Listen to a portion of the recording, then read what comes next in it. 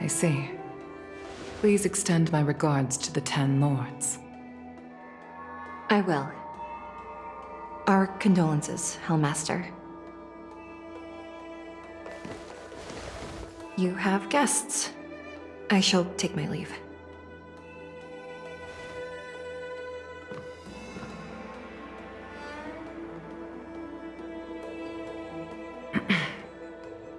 On behalf of the Skyfaring Commission, I would like to thank the crew of the Express for saving the Law Fu from the Stellaron crisis. Madame Yukong must have heard about Miss Tingyun. Yes, I have heard. Seeing 4 leave, yet only 3 return, was enough for me to know that Fu Xuan's report was indeed correct.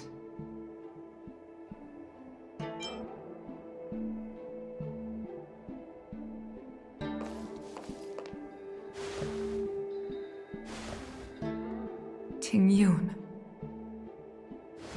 I still can't believe it. The whole report reads like a bad joke. It's simply unimaginable. The Antimatter Legion on the Xianzhou, and Tingyun, a Lord Ravager? How could someone who spent over 30 years working alongside me at the Skyfaring Commission turn out to be nothing more than a monster in disguise? What happened to the real Tingyun? Madame Yukong. I'm sorry. I understand. It's just hard for me to accept.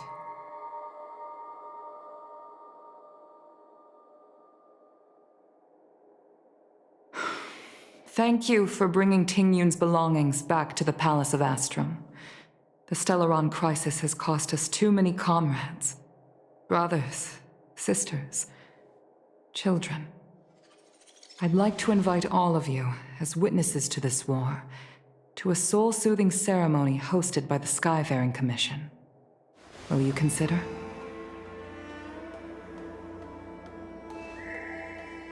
A soul-soothing ceremony? To put it into short life terms, a funeral. You see, for long-life species of the Xianzhou, death has always been a distant, mystical concept. Ordinarily, the Ten Lords Commission guides people to the Hall of Karma before any symptoms of Mara are detected. There, they leave behind their lives and wait for their time to come. People are used to a short farewell as opposed to a tedious burial process. Given our limited lifespans, the only ones who place value on ceremony are us Foxians. Countless Cloud Knights lost their lives or became Mara-struck during the crisis.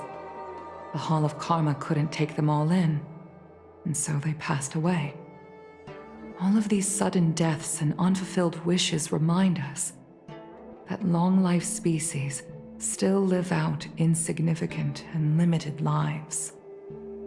By combining Skyfaring Commission technology with Foxian ceremony, we honor those who have passed on.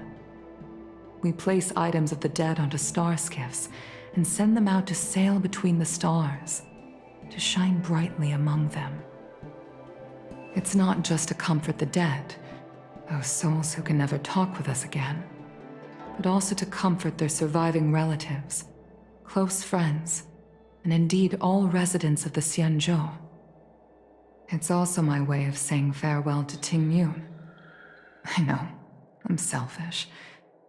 She may not have died a Cloud Knight, but she's still one of us here at the Skyfaring Commission. A victim caught up in a wider conflict. I'd like to hold this ceremony as a way of distancing the memory of Tingyun from the Lord Ravager who tarnished her identity. I can still hardly believe it. I'll use my own methods to locate Tingyun's whereabouts, but at present, This is the least I can do for her. I'd like to ask you all to witness this event with me.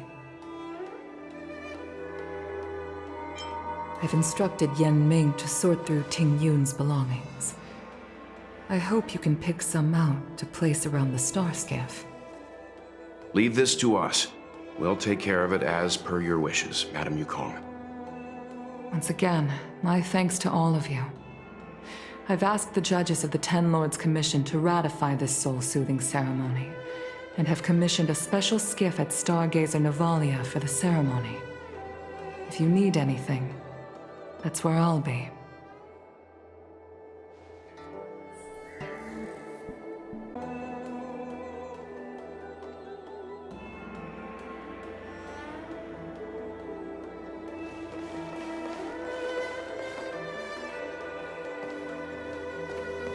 You always did say that I like to gossip. And here I am rambling on, proving you right again. If only you were here to cut me off.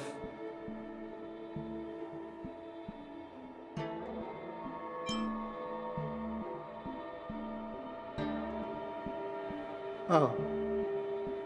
It's you. For a moment, I thought she'd returned. Did the Helm Master send you over? We're here to help sort out Miss Tingyun's things. Madam Yukong wants to use some of them for her soul-soothing ceremony. Well, I've managed to get through pretty much everything. It's all in this box. Please, take your time.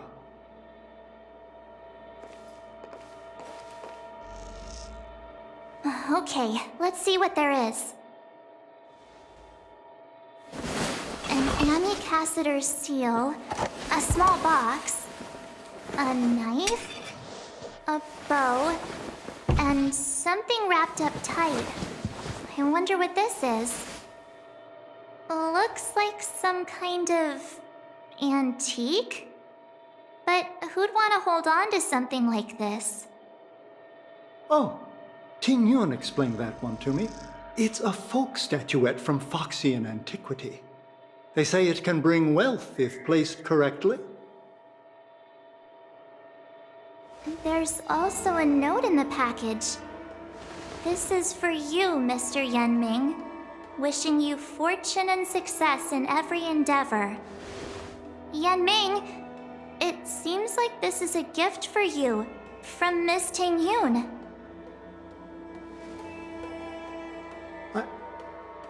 I remember asking her for one at the time. This is unexpected. I only mentioned it in passing, but she remembered. Tingyun and I were from different guilds. We were competitors, but also colleagues. When we used to trade in other lands, we would bring back local specialties and distribute them among friends and other guild members. It became a custom. The rivalry between us and the Whistling Flames to be the Skyfaring Commission's top guild was always fierce. We would gift each other all kinds of bizarre oddities. Candy that made your leg hair grow. A violin that could shatter glass with its piercing shriek. Oh, I was completely unprepared for this. I never thought Tingyun would leave something behind for me that was so sincere and earnest. If I don't return a gift, I'll lose our little duel. But what could I possibly gift her back?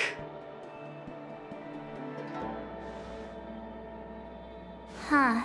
Besides the seal, the knife, and the bow, none of this seems like something Miss Tingyun would have kept. I thought she was more about jewelry and beauty. Could there be other things similar to what Yenming got? We should take a look.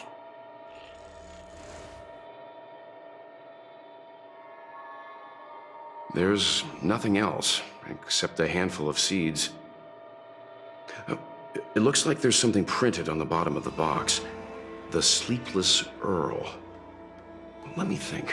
Where have I seen that name before? I can't cook to save my life, but one thing I'm sure of is that's a kitchen knife. I've never seen Miss Tingyun use anything like that to defend herself. It must be another gift that she never had time to send. There's an ad in the knife case. Spices Supreme. A room alley? Which store is that again? This bow. It's a good bow. It couldn't be meant for me, could it?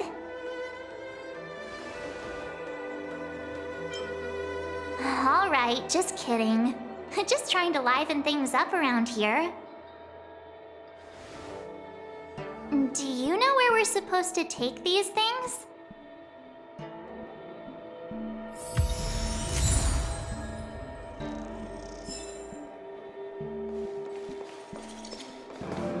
The Sleepless Earl.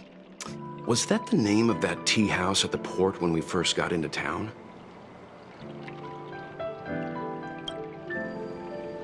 Welcome to the Sleepless Earl. I'm the owner here. The name's Ming Ming.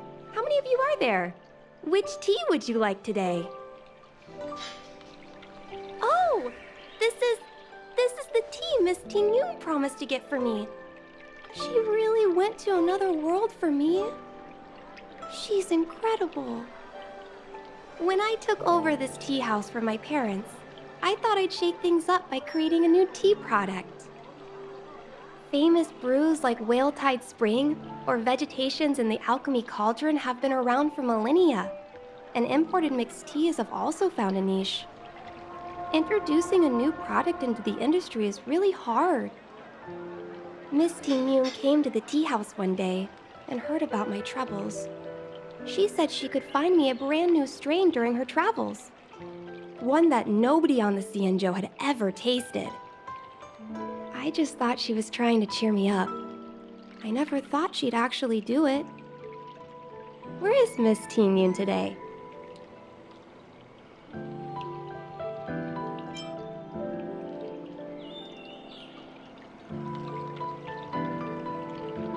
Oh, Miss Tingyun.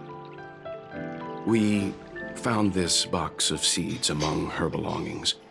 I'm sure Miss Tingyun would have liked for you to have it. Thank you. All of you. I think I should give something to Tingyun in return.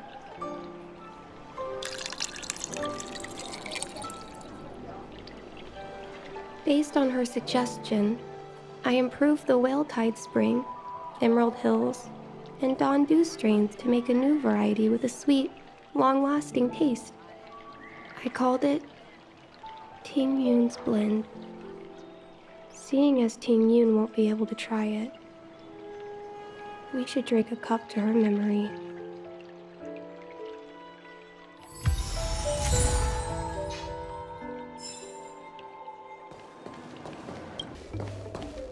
Spices Supreme!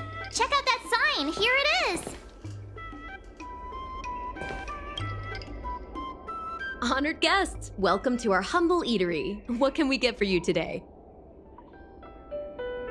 Something from Miss Tingyun for me? Oh, what a precious person she is.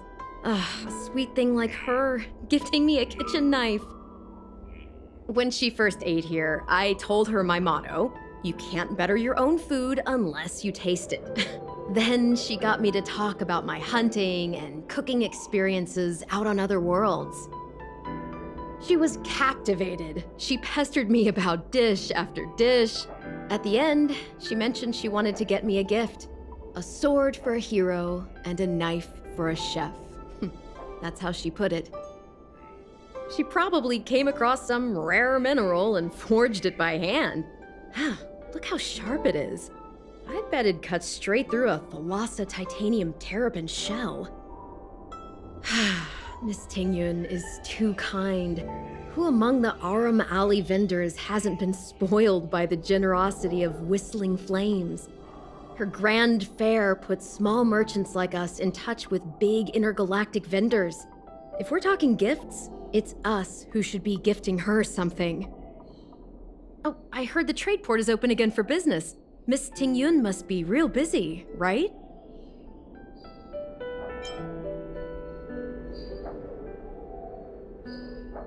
This is real, right? The monster you mentioned, where did it come from? I wish I could take this knife and cut it to ribbons. Forget it. Matters like these are beyond the control and understanding of a cook like me. Thank you, all of you. Let me prepare a dish for you as a gift for Miss Tingyun.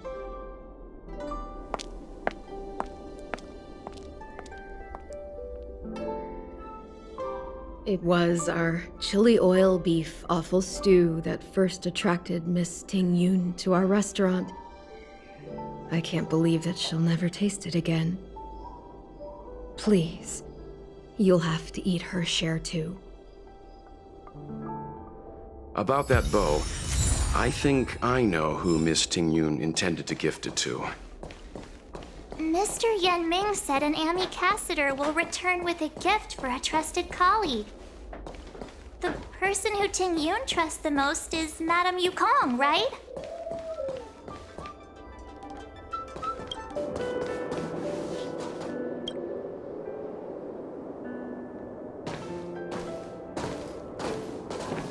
What brings you here?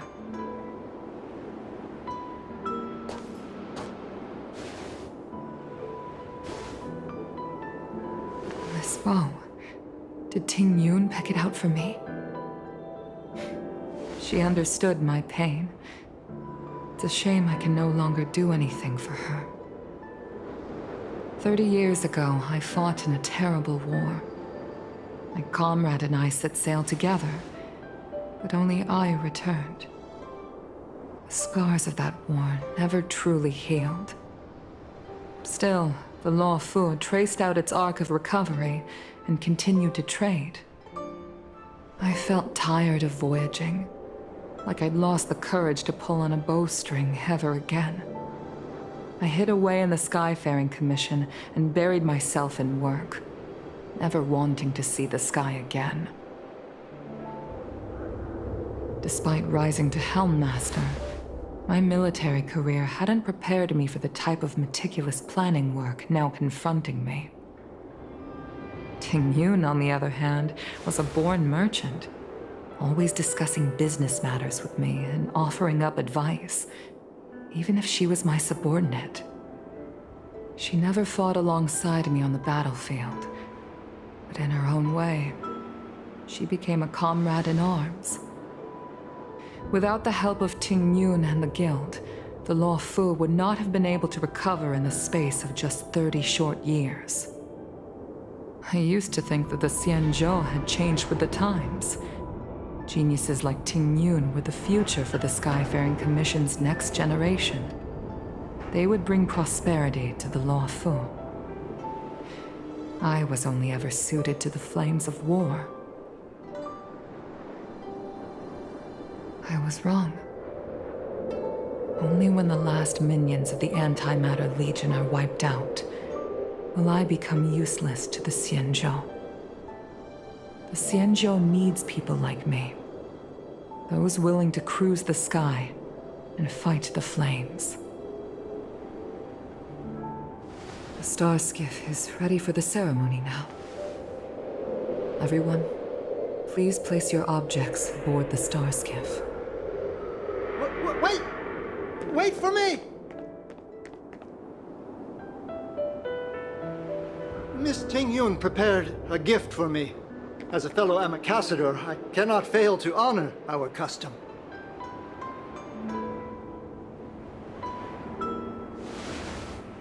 Yanming, what is it that you've prepared? I've brought a paper kite. I know it may seem simple compared to the precious items that Tingyun gifted others in the past, but it has a deeper meaning. I heard that Foxians have a tradition where paper kites are used to comfort the souls of pilots who can no longer take to the skies. Tingyun and I were never pilots in the strictest sense of the word, but we spent much of our lives out among the stars. For her to be able to take wing once again would make her very happy.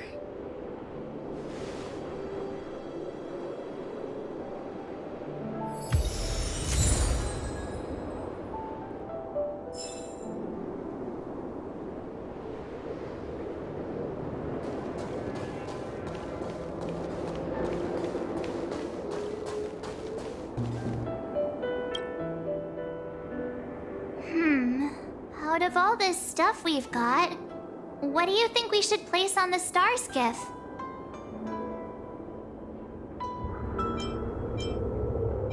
This time, we needn't compete. Go. Fly on to other distant worlds. This is a gift from Miss Yensui on behalf of all the restaurants on Arum Alley. You're going to love this. Thank you for everything you've done for the Skyfaring Commission and the Law Fu. This small seal is the foundation of the Xianzhou's prosperity. This is the tea that Meng Ming has made, especially named after you. The Skyfaring Commission shall never forget you, Tingyun. I will seek out the truth, and if it is discovered that you were taken from us, I swear to avenge your unjust end. It is time for the soul-soothing ceremony. Please make your way to Earthrise Agora in Starskiff Haven. Hard work needs hard rest.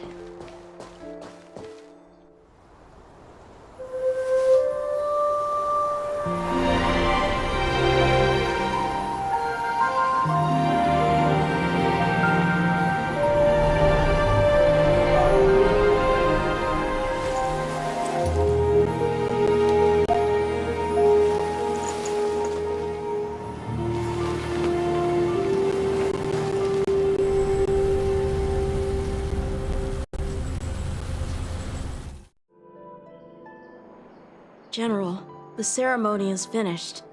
You should take a rest. Not yet. I have things I wish to convey to my astral friends. My apologies I couldn't get to you any sooner. Yan Qing made sure that I was fully recuperated. Before you leave the Luofu, there are two things I wish to gift the Express. Two gifts? Has his conscience finally gotten the better of him?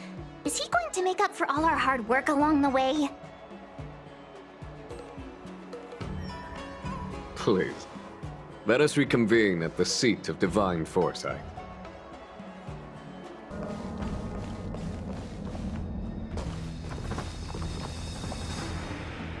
Present company is gathered to reiterate the Xianzhou Luofu's esteemed gratitude for the magnanimous actions of the Nameless.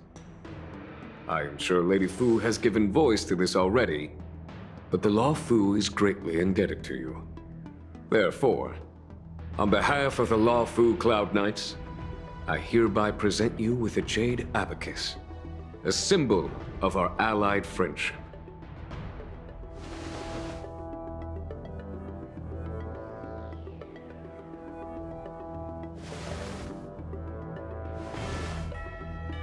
Back when the Alliance was first established, all those thousands of years ago, the Xianzhou ships swore an oath, etching the record into a Jade Abacus. The world may crumble, and the heavens may fall, but this oath shall never be broken. The same is true of this Jade Abacus. It is a record of the Luofu Cloud Knight's promise to the crew of the Astral Express. It is also a beacon. Grip it tightly, and it will send a message to the Jade Abacus here, in my hand. No matter how astronomically distant you are, the Luofu Cloud Knights will always come to the aid of the crew, whatever your need may be.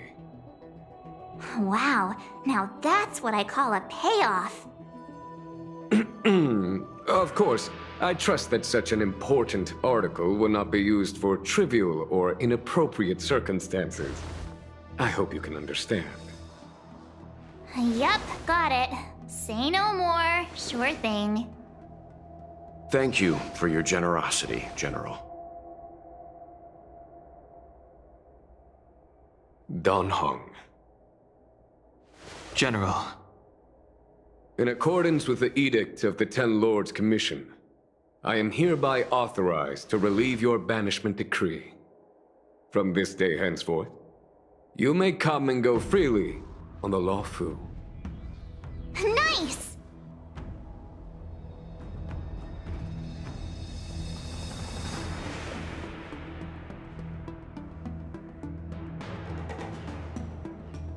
But I must remind you that the crimes of Don Feng have had far-reaching implications.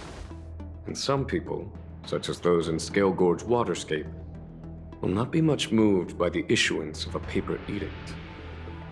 While I can guarantee your freedom to come and go as you please, I cannot guarantee your safety. Again, I hope you can understand. I understand. This issuing of gifts brings with it a sense of relief. Even my wound is feeling much improved. The occasion calls for a line or two of poetry. Though I feel my efforts would be overshadowed by the erudition of Lady Fu. Another time, perhaps. The Express and its passengers have a long voyage ahead of them. May that voyage be smooth and untrammeled. I bid you farewell.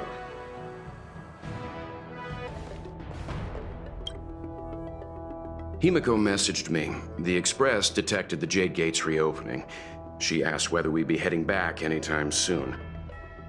She was also asking after you, Dan Heng. I think it'd be best if you update her in person, don't you think? She must have been worried. I'll return to the train and put her mind at rest. Himiko must be eager to hear about what we've been up to on this mission too, right? Hang on. Oh, how could I forget? We should bring something back for the conductor. Have you got any unfinished business on the Xianzhou?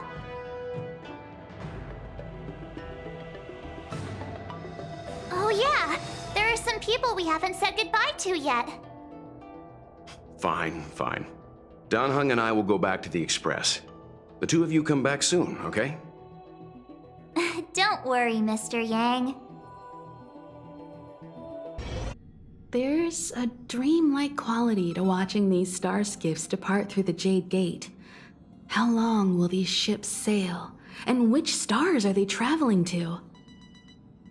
From a universal perspective, there is little difference between the lives of long and short-lived species. The transcendence that the Xianzhou pursues is nothing compared to the enduring majesty of the stars. And the grief felt here is no different from our own.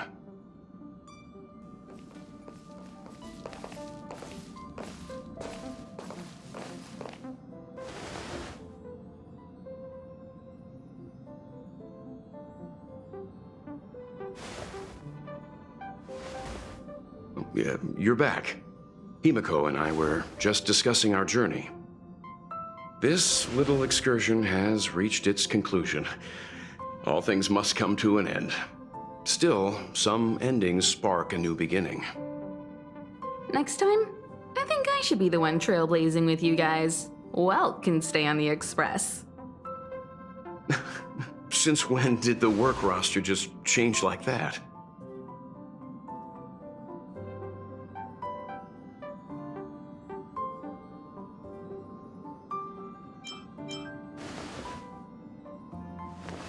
Penacony. Do you remember? Before Kafka's proposal, that was our original destination.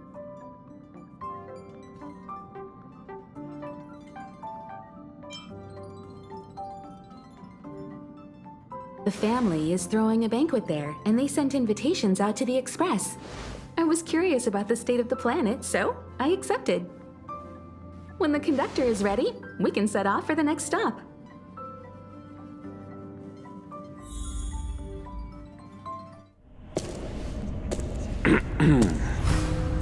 All who enter here are either jailers or prisoners. Which are you? Neither.